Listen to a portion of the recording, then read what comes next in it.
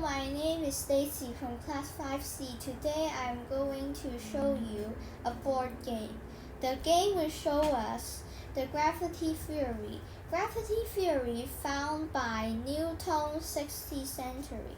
And today I explain this with a max box, plastic ball, a tape to make this game. Now let's start the game.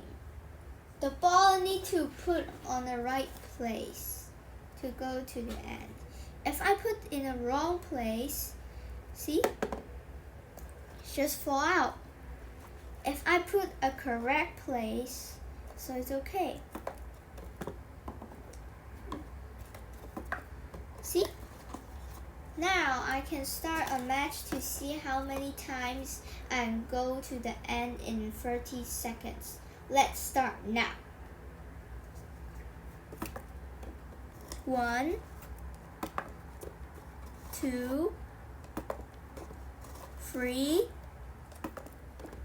4, 5, 6, 7, 8, 9, 10.